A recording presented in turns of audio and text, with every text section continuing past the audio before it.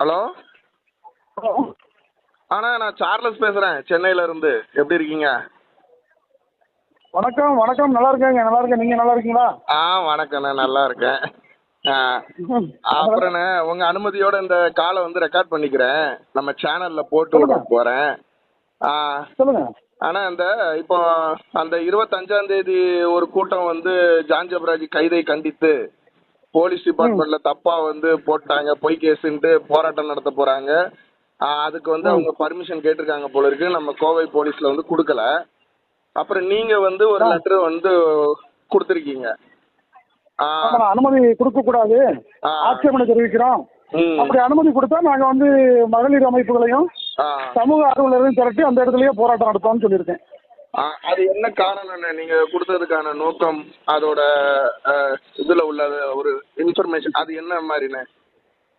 அதாவது இந்த விஷயத்துல போலீஸ் வந்து தானா வந்து பொய் வழக்கு போடல. கரெக்ட். பாதிக்கப்பட்டவங்க புகார் கொடுத்திருக்காங்க. ஆமா. அந்த புகாரின் அடிப்படையில அவங்க வழக்கு பதிவு பண்ணி விசாரிக்கிறாங்க. முதல் கட்ட விசாரணையில குற்றவாளிகள் தெரிய வருது. ஆமா, அதுக்கு மேல மேஜிஸ்ட்ரேட் முன்னாடியும் இன்கேமரா ப்ரொசீடிங்ஸ்னு ஒரு ப்ரொசீடிங்ஸ் இருக்கு. அதாவது மேஜிஸ்ட்ரேட்டையும் அந்த கிளர்க்கு அந்த செனவும் தவிர வேற யாரும் இருக்க மாட்டாங்க, டைபிஸ்ட் தவிர வேற இருக்க மாட்டாங்க. அவங்கள வச்சு விசாரிப்பாங்க. அவங்கள்ட்ட அந்த பிள்ளைங்களுக்கு கொடுத்த வாக்குமூலத்தின் அடிப்படையில தான் அடுத்ததான் அந்த பெண்ணை அரிசி கைது பண்ண போடுறான். அப்ப இதுல வந்து போலீஸ் வந்து பொய் வழக்கு போட்டுட்டு அப்படிங்கிறதுக்கு ஒண்ணும் இல்ல. ஆமா, என்ன ஆமா. இப்போ ஏன்னா இப்போ அதனால வந்து இதுல போலீஸ் குற்றம் சொல்றதும் தப்பு. இன்னொன்னு, பாதிக்கப்பட்டது அந்த குழந்தைகள். ஆமா, கரெக்ட். அது இவங்க ஆர்ப்பாட்டம் நடத்துறது வந்து அந்த குழந்தைகளை அச்சுறுத்துறது மாதிரி இருக்கு. ஆமா, அந்த குழந்தைங்களை நாங்க போய் மீட் பண்ணிட்டோம். அந்த குழந்தைங்க அந்த மாதிரி எல்லாம் இல்லவே இல்ல. ஜான் ஜெபராஜ் ஐயா வந்து எங்க அப்பா மாதிரின்னு சொல்லிட்டாங்கன்ற மாதிரி அவங்க அமைப்புல உள்ளவங்க பேசிக்கிறாங்க. அதெல்லாம் மீட் பண்றதுக்கெல்லாம் வாய்ப்பே இல்ல. அந்த குழந்தைகளை வந்து ஹோம்ல வச்சிருப்பாங்க. இப்ப அதெல்லாம் அவங்க வீட்டுல எல்லாம் வச்சிருக்க மாட்டாங்க. அது ஹோம்ல தான் வச்சிருப்பாங்க. கண்டிப்பா ஹோம்ல வந்து இப்படி சந்திக்கிறதுக்கெல்லாம் வாய்ப்பே கிடையாது. அப்படி சந்திக்கிறதுக்கு அனுமதி கொடுத்திருந்தாங்கன்னா அது தப்பு. அது தப்பு. இது வந்து அந்த குழந்தைகளை வந்து அச்சுறுத்துறது மாதிரி இருக்கும். அது வந்து அதுவும் ஒரு குற்றம், அஃபென்ஸ். ஆமா, அதுல வந்து அவங்களே இதுல போக்சோ அப்படி ஆர்ப்பாட்டம் நடத்துறவங்களையும் சேர்க்கலாம். கரெக்ட். இப்போ நிறைய பேர் ஜான் ஜெபராஜ் ஐயாவோட வளர்ச்சி பிடிக்காம அவர் மேல கேஸ போட்டாங்க அப்படி இப்படின்றாங்க. அதாவது அப்படியே சப்போஸ் ஏதாவது ஒண்ணுன்னா இந்த செக்ஷன் தேவையில்லையே. 9ல 10ன்றது வந்து அது வந்து பாலியல் துன்புறுத்தல் இல்லைங்களா? ஆமா. சும்மா ஏதாவது ஒரு கேஸ் வந்து அவரு ஒரு ப்ளூ ஃபிலிம் படம் காமிச்சாரு, ஒரு வான் கூப்பிட்டாரு, அந்த மாதிரி கைய பிடிச்சாரு, இந்த மாதிரி செக்ஷன்லாம் எதையாவது ஒண்ணு போட்டிருக்கலாம். ஆனா அதாவது இதுல வந்து இந்த வழக்கு உண்மையா பொய்யா, அவர் செஞ்சாரா செய்யலையா, இது நம்ம யாரும் நேர்ல பாக்கல. அதனால நம்ம வந்து அத நேரடியா ஆணித்தரமா நம்ம சொல்றதுக்கு ஒண்ணும் இல்ல. ஆனா காவல்துறை வந்து இந்த மாதிரி வழக்குகள்ல கொஞ்சம் தீர விசாரிச்சுதான் பண்ணுவாங்களா ஒழிய ரொம்ப எடுத்தம் கவுத்தம் பண்ணிட மாட்டாங்க. அது மட்டும் இல்ல, கோயம்புத்தூர்ல வந்து காவல்துறை ஓரளவு நல்லதா இருக்கு. மற்ற இடங்கள்ல எல்லாம் அரசியல் தலையீடுகள்லாம் இருக்கும். எப்போதுமே கோயம்புத்தூர்ல வந்து அந்த இது இல்லாம மேக்சிமம் கரெக்டா தான் செயல்படுது. இது என்னன்னு கேட்டீங்கன்னா, நீங்க இவங்க வந்து தலையீடுன்னு சொன்னா இந்து முன்னணிக்காரங்க, அந்த RSS காரங்க தலையிட்டு இவர் மேல இது பண்ணிருக்கணும். அப்படி இருக்கும். வேற எந்த விதத்துல இவங்க இவ்வளவு பழி வாங்குறதுக்கு யாருக்கு என்ன இருக்குது? அவங்க வரல, RSS காரங்க, இந்து முன்னணிக்காரங்க இதுல வரல.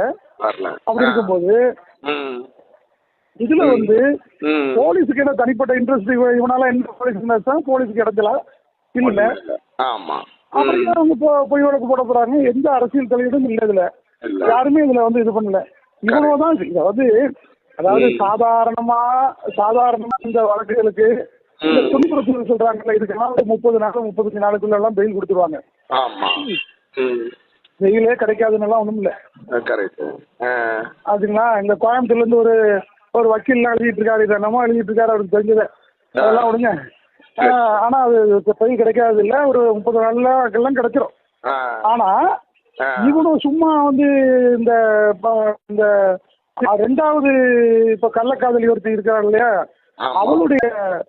அவளுடைய ஆட்கள் இதுல வந்து காசு செலவு பண்ணி அவளுடைய ஆட்களோ வேற பாஸ்டர்ஸ், இந்த கார்பரேட் பாஸ்டர்ஸ் எல்லாம் இருக்கானோ, இந்த மாதிரி இந்த இப்படி குத்தாட்டம் போட்டு மக்களை ஏமாற்றி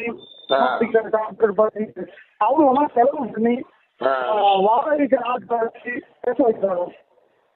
இல்ல இந்த பாஸ்டர்மார்களுக்கு இவ்வளவு தைரியம் வராது. அப்படிலாம் சொல்லாதீங்க, அப்படிலாம் சொல்லாதீங்க. அவனோட பேஸ்புக்ல எழுதுற வார்த்தைகள் எல்லாம் பாருங்க, நம்ம எல்லாம் பயப்படுவோம். கெட்ட வார்த்தையை மோசமா எழுதுறானோ. சரி சரி. பாஸ்டர்மாருக்கு தைரியம் சொல்லாதீங்க. அவனு மோசமான, அதாவது வேற ஏதாவது உதாரணம் சொல்லலாம், இது பொது இதுல வேண்டாம்னு நினைக்கிறேன். அப்படிலாம் சொல்லாதீங்க. பணத்துக்காக என்ன வேணாலும் நீ வேணும், ஓகேங்களா? பணத்துக்காக என்ன வேணாலும் நீ வேணும். அவனை யோசிச்சு சொல்றதுலாம் ஒண்ணு இல்ல. யாராவது 100ல ஒரு 2 பாஸ்டர் 5 பாஸ்டர் இருப்பாங்க ஓகேமா, அவங்க கஞ்சிக்கு இல்லாம இருப்பாங்க, அவங்க சாப்பாட்டுக்கு இல்லாம இருப்பாங்க. புரியுதா உங்களுக்கு? அத்தனை பேர் வித்து தெரிஞ்சவனுவான், அத்தனை பாஸ்டரும் வித்து தெரிஞ்ச மகா நடிகர்கள். அதனால அவங்க ஈஸியா சொல்லாதீங்க. சினிமா நடிகன்னா அவன் வந்து நடிப்பு சொல்லி கொடுக்கணும். ஒருத்தன் சினிமா நடிகனுக்கு பாட்டுக்கு வாயசைப்பான், பாட்டு பாடுறது வேற, டான்ஸ் சொல்லி கொடுக்கணும் ஒருத்தன், புரியுதா, சினிமா நடிகனுக்கு. ஆனா இவங்களுக்கு எல்லாமே இவங்களே பாடுவாங்க, இவங்களே டான்ஸ் ஆடுவாங்க, இவங்களே நடிப்பாங்க, இவங்க சர்வகலா வல்லவர்கள். அதனால இவங்களை வந்து ரொம்ப பயந்தவங்கனாலும் சொல்லாதீங்க. அதெல்லாம் இல்ல, இவங்க பக்கமே பணம் பறிக்கிறது தான். இதுல வந்து ஆந்திரபிரதேச கேஸ்ல வந்து இது நடந்துச்சா நடந்தலையான்னு சொல்ல வரது நம்ம தயார் இல்லை. ஆனா இந்த மாதிரி குழந்தைகளை வீட்டுல வச்சு வளர்க்கறதே தப்பு. உங்களுக்கு சோறு போடுறோம்னு சொல்லிட்டு ஏழை பக்கவங்க அனாதைன்னு சொல்லி வீட்டுல வந்து வீட்டு வேலையை வாங்குறது, சும்மா கார்பரேஷன் ஸ்கூல்ல படிக்க வச்சுட்டு, கவர்மெண்ட் ஸ்கூல்ல படிக்க வச்சுட்டு, இவங்க பிள்ளைங்கன்னா பெரிய ஸ்கூல்ல படிக்க வைப்பாங்க. மற்றவங்க இது மாதிரி வரவங்க கார்பரேஷன் ஸ்கூல்ல படிச்சுட்டு இவங்க வீட்டு வேலையை வாங்குறது தான் இவங்க நோக்கம். அப்ப பிள்ளைகளை படிக்க வைக்கிறதெல்லாம் அவங்க நோக்கம் இல்லை, பாத்தீங்களா? அதெல்லாம் இவங்க நோக்கம் இல்லை, இதுதான். அதே தப்பு. அப்ப என்ன ஆகுது, நம்ம தானே சோறு போடுறோம் அப்படின்னு நம்ம கை வச்சா என்ன அப்படின்னு நினைக்கிறது. இன்னும் இருக்குதுங்க. அதாவது ஆர்பனேஜ் நடத்துற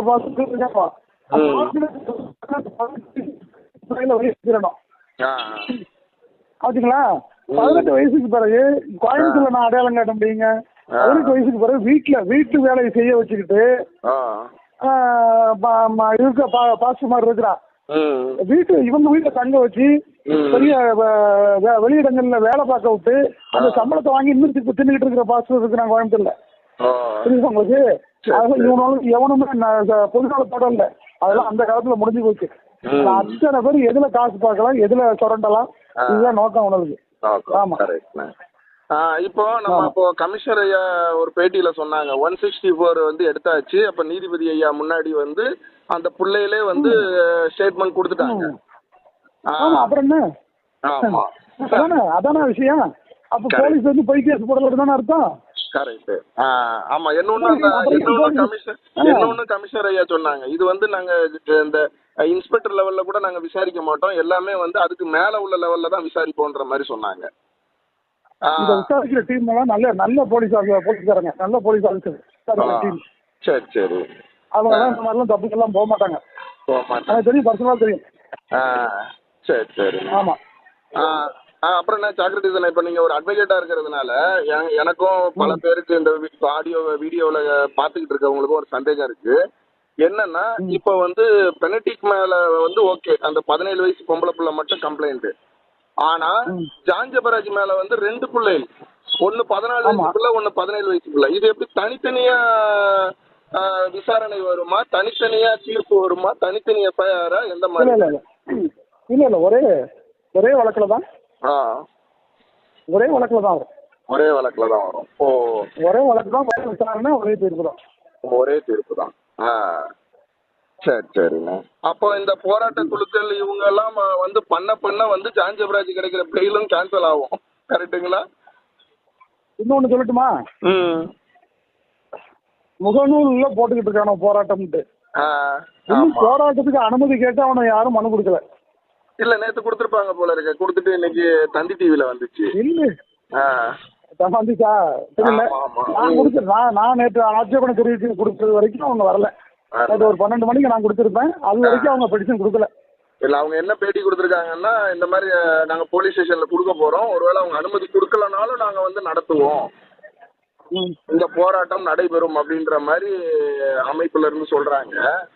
இல்ல அப்படி ஒரு போராட்டம் நடந்துச்சுன்னா அத்தனை பேரும் கைதாவாங்க.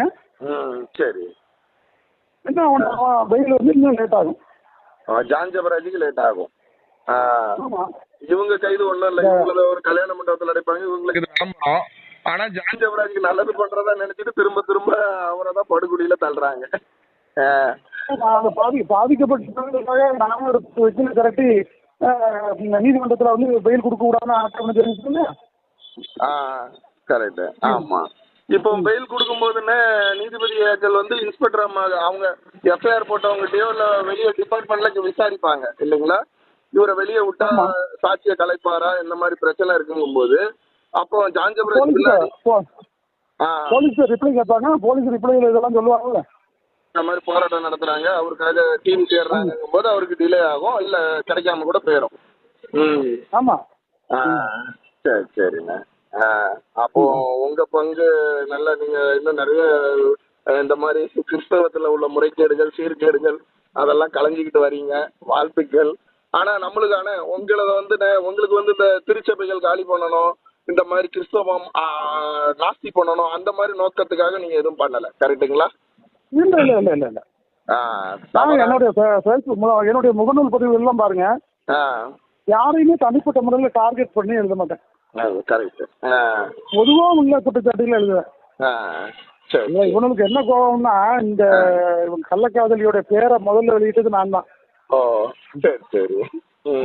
அதனால வந்து அவளுடைய அந்த அந்த பொண்ணுடைய அத்தை மகதான் இவன், மாமா பையன் ஒருத்தர் இருக்கான். சரி. அவன் தான் இதெல்லாம் ஆர்கனைஸ் பண்ணி இது பண்ணிட்டு இருக்கிறானோ. ஆமா, அந்த மொட்டை அடிச்சிருப்பாரு. இதுல வந்து எனக்கு வந்து ரெண்டு பாத்தீங்கன்னா அவனை ஓய்ச்சோ இல்லை. ஆனா நான் இருக்கிற அவர் கடவை திரும்பிருக்காரு மாமனாரு. ஆனாலே நான் ஒரு நாளும் பார்த்ததில்ல, பேசினதில்லை, தெரியாது. இது வரைக்கும் இன்னும் இந்த நிமிஷம் வரைக்கும் தெரியாது. அதே மாதிரி அவனுக்கு அந்த சபை வச்சிருந்தாங்க, ஜான் ரூசோன்ட்டு, எட்வின் ரூசோன்ட்டு. அவன் வந்து எங்க ஊருக்காரன், எங்க சொந்த கிராமத்துக்காரன், அவ்வளவுதான். ஆனா வாழ்க்கையிலே ஒரு 4 தடவை 3 தடவை தான் பார்த்துருப்பேன். அதுவும் 4 வருஷத்துக்கு மட்டும் தான் பார்த்தது. இவன் வந்து இந்த எட்வின் ரூசோ வந்து ஜான் ஜெபராஜுக்கு இந்த இடத்த கொடுத்தது, சபை நடத்துறது கொடுத்தது நம்ம ஒரு விமர்சனம் பண்ணி எழுதிருந்தேன். 5 வருஷத்துக்கு முன்னாடி. அதுக்கே அவன் வந்து எனக்கு எதிராக ஜான் ஜெபராஜ் அவன் பொண்டாட்டி கூட போட்டோ எடுத்து போட்டு இது பண்ணான். அதனால வந்து அவனுக்கு சார்பாகவும் நான் வந்து ஒரு நாளும் நான் போனதில்லை. ஆனா தேவையில்லாம எனக்கு கெட்ட பேர் பண்ணணும்ட்டு இந்த சத்யன் பிரபுன்னு ஒருத்தனை வச்சு வீடியோ போட வச்சு, ஆடியோ இது போட வச்சு, அதனால எனக்கு தெரிஞ்சவங்களுக்கு உண்மை தெரியும்ல. ஆமா ஆமா. இப்ப அந்த சத்ய பிரபு அவர் வந்து இப்ப அந்த வீடியோ டெலீட் பண்ணிட்டாங்களே. ஆமா ஆமா. ஜான் ஜெபராஜ் மனைவி தான் காரணம், இந்த மாதிரி அவங்க மச்சான் எல்லாம் சேர்ந்துதான், அவங்க மாமனார் எல்லாம் சேர்ந்துதான் பண்ணாங்க அப்படின்ட்டு ஒரு அவர் பேசினார்ல, பக்கத்துல இருந்து பார்த்தவர் மாதிரி. ஆமா.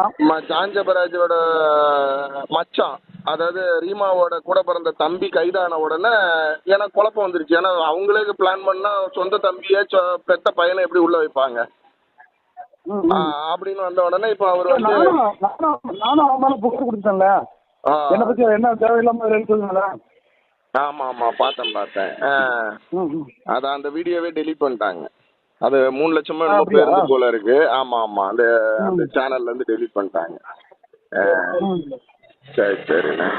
மற்றபடி இப்ப நம்ம ஜான் ஜெபராஜ் தம்பி நாளைக்கு மனம் மாறி அவர் வந்து குற்றத்துக்கான தண்டனை நிரூபிக்கப்பட்டு அவர் அதுக்கான தண்டனை அனுபவிச்சிட்டோ இல்லைன்னா அவர் நிரபராதின்னு வெளியே வந்தா, நீங்க சாக்ரட்டிஸ் அண்ணனாகி நீங்க அட்வொகேட்டா இல்லாம ஒரு கிறிஸ்தவரா அவரை வந்து ஏத்துப்பீங்க, கரெக்டுங்களா? அதனால சந்தேகம் இல்ல. சரி. அது மட்டும் இல்லாம சும்மா வந்து மக்களை திசை திருப்புறதுக்கு இந்த ஆடம்பரமா போட்டு ஆடிக்கிட்டு இது பண்ணிக்கிட்டு இதெல்லாம் எந்த நேரத்துலயும் நம்ம வெறுக்கிறோம். கரெக்ட்ண்ணே. அப்ப நீங்க வந்து அந்த மனிதனை வெறுக்கல, அந்த ஊழிய முறைகளை வெறுக்கிறீங்க. அந்த ஊழிய முறைகளுக்கு அகைன்ஸ்டா பேசுறீங்க. கரெக்ட்டுங்களா? ஆமா. ஏசப்பாவே என்ன பாவத்தை வெறுத்தாரு, பாவிகளை நேசிச்சாரு. கரெக்ட். வரணும் அப்படிதானே. நம்ம அதுதான ஒழிய இது இதே வேலையை யாருக்கு இருந்தாலும் நம்ம எதிர்ப்போம். சரி சரி. சரிண்ணே, ரொம்ப நன்றிண்ணே. நான் இந்த பதிவை அப்படியே நம்ம சேனல்ல போட்டு விடுறேன். தொடர்ந்து உங்களோட இறைப்பணி அந்த விழிப்புணர்வு பணிகள் தொடர வாழ்த்துக்கள். நன்றிண்ணே. நன்றி. நன்றி.